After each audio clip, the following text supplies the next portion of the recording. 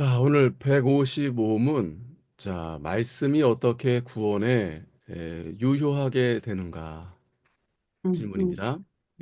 За өнөөдөр 155-аас эхэлж байна. 155 дугаараас хэмж. За эзний үг хэрхэн авралыг нөгөө хүчин төгөлдөр байлгах вэ гэсэн агуулга байна.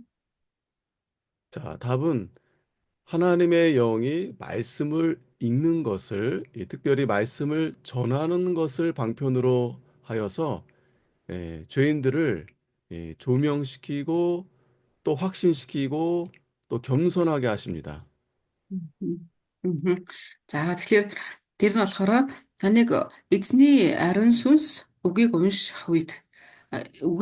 явах үед яадаг. Тэгэхээр ялангуяа үгийг мөн бас дамжуулж явах үед тэр дунд ажиллаа хийдэг бөгөөд гэмт хүмүүс дээр гэмтнүүд дээр түүнийг ойлгоход нь тусалдаг, бас ухааруулдаг, мөн тэдгээр хүмүүсэд бас даруй болгодог гэж байна. 자, 그래서 자기 자신들로 하여금 그리스도께로 가까이 이끄십니다. Тэгээ зогсохгүй тэднийгээр яадаг гэхээр өөр лүгэ болон Христ рүү ойртуулдаг гэж. Ойртуулан удирддаг. 자, 또한 그의 형상을 본받게 하시고 또 그의 뜻에 복종하게 하시고 또 그들을 강건하게 합니다. За тэгээ мөн яадаг гэхээр эзний сүнс мөн эзний өөрийнхөө үгийг уншиж байгаа хүмүүсийг өөрийнхөөгөө ижилхэн болох хуйцаар буюу өөртөө ижилхэн болох хуйцаар өөрчилж өгдөг. Бас эзний хүслийг дуулууртаа дагуулдаг бөгөөд тэдгээрийг илүү ариусалт ингээ авчирдаг. 자, 그래서 시험과 부패에 빠지지 않게 하시고 또 은혜로 저희를 세워주십니다. Тэгээ мөн альва шалгалт болгон сорилттой те унахгүйгээр мөн өөрийнхөө нэгүүлсэл рүү тэднийг ингээ босгож өгдөг нэгүүлсээр. 자, 그리고 구원에 이르는 믿음을 통해서 그들의 마음을 거룩함과 위로로 굳게 세우시는 것입니다. За тэгээд мөн эзнээс үз яадаг гэхээр эзнийг унших үед нь авралын авралын талаарх мэдээллийг үгийг итгэлийг тэднэрт өгдөг бөгөөд тэдний буюу эзнийг уншиж байгаа хүмүүсийн сэтгэлийг ариун болгож бас тайвширлыг өгч мөн илүү батжуулж өгдөг. 자, 우리 관련 성경을 보면 느헤미야 8장 8절, 또 사도행전 26장 18절, 또 시편, 또 19편, 또 8절에 보면 하나님께서 죄인들의 조명을 위해서 즉 진리의 지식을 나눠주기 위한 방편으로 이 말씀을 사용하십니다. Мгм. За одоо үүнтэй холбоотой ишлэлүүдийг харуул Нехемия 8:8, Үйлс 26-гийн 18, за бас дуулал 19-ийн 8-ыг харах юм бол энэ дээр юу гэж ирэхээр эзэн бурхан гэмтнүүдийг яадаг гэхээр тэдний авралын төлөө ялангуяа тэднийг үнний мэдлэгт ойртуулахын тулд өөрийнхөө үгийг ашигладаг гэж байгаа. 자, 우리 성경 한번 같이 볼게요. 시편 19편 7절에서 10절인데 За хэдүүлээ дуулал номны 19-ийн 7-оос 10-ыг хамтдаа харцгаая. 자, 이거 한번 읽어주시겠어요? 시편 19편 7절에서 10절. За дуулал 19-ийн 7-оос 10-ыг хэдүүлээ хамтдаа. За.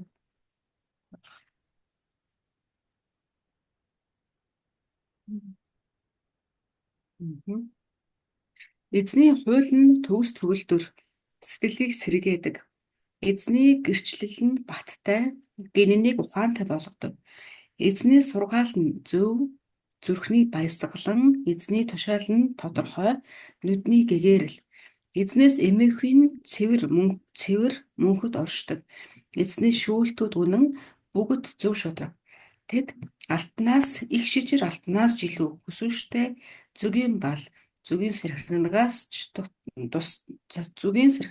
тусдагаас ч илүү чихэрлэг.